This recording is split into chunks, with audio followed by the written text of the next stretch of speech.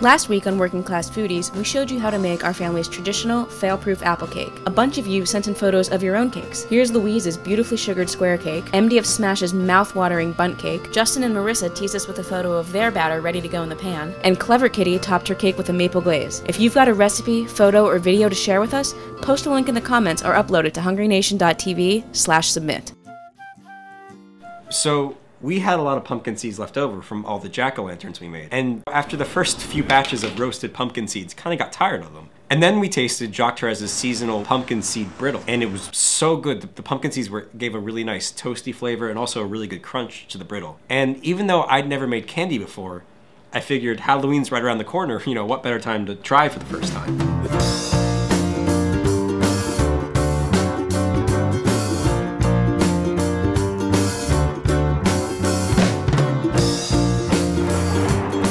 This week on Working Class Foodies,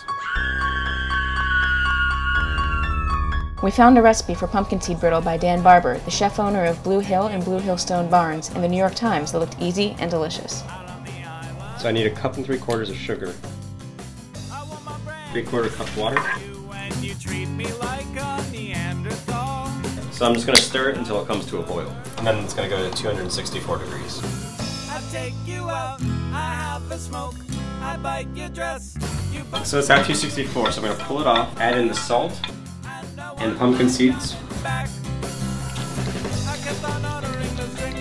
It's really thick. It feels like stirring through thick porridge.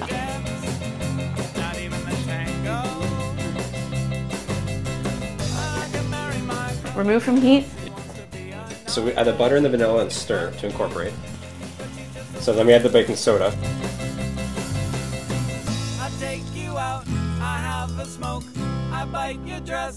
It looks gross. For a thinner brittle, stretch it while it's still hot with gloved hands. Yeah. The brittle was delicious enough on its own, but Halloween is all about indulgence, so we decided to coat our brittle in chocolate, just like Jacques Therez.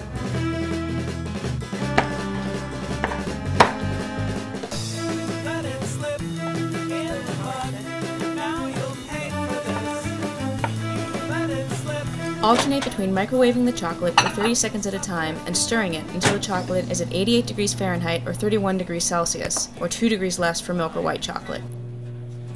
Stir the chocolate until the temperature has dropped to 81 degrees Fahrenheit or 27 degrees Celsius, and then add in the remaining 4 ounces of chocolate. Fold the tempered and non-tempered chocolate together until they're uniformly melted.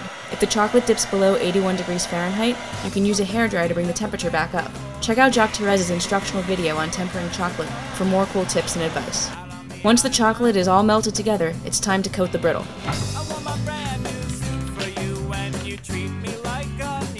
This is what it looks like when you temper chocolate. We let the brittle cool overnight, and the next morning we packed it into bags to give to friends on Halloween.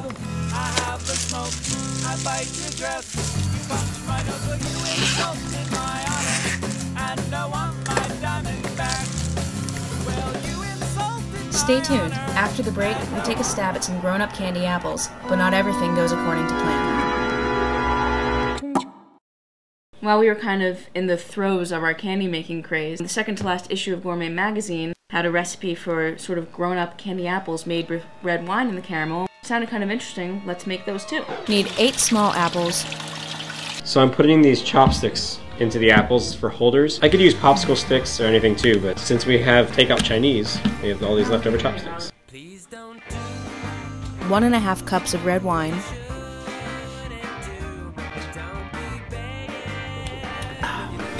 Tastes like a black cat. Not really though. Best wine I've ever had.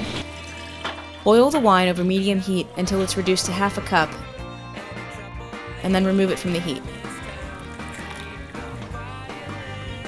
Then pour together 2 cups of sugar and ½ cup of water in a heavy saucepan. Don't tell your dentist you're eating this.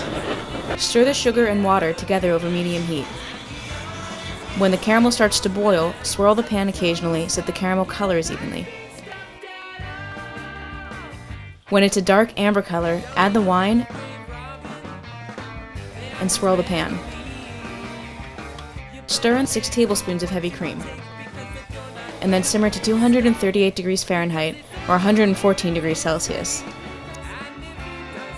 Then remove it from the heat and let it cool to 200 degrees Fahrenheit or 93 degrees Celsius.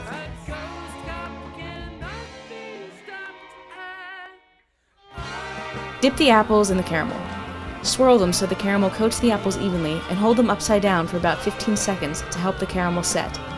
Put the apples on greased wax paper or a greased silpat until the caramel firms up.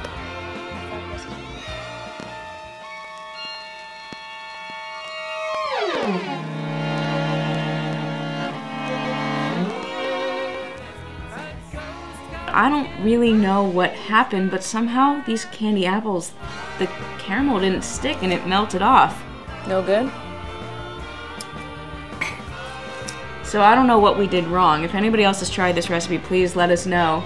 Help us out. Yeah, tell us what we did wrong. The failure of the candy apples was especially disheartening after the brittle came out so well. And the great thing about the brittle is you could use any nut or seed or even dried fruit and it would be really delicious. So the cost breakdown for the brittle was, we used about $1.50 worth of corn syrup. For a pound of chocolate, it was $12. For a 4-pound pumpkin and its seeds, it was $1.60. And then the sugar, butter, salt, vanilla, and baking soda was all pantry. So altogether, that's $15.10. And we made about 10 bags, so that's about $1.50 a bag. So the cost breakdown for the candy apples came to, we used about $2 worth of red wine. So we spent $2 on the apples and $2 on the cream. I mean, the only other ingredient was sugar and of course water, which is part of the pantry. So altogether that was $6 for 8 candy apples, which is less than $1 per apple.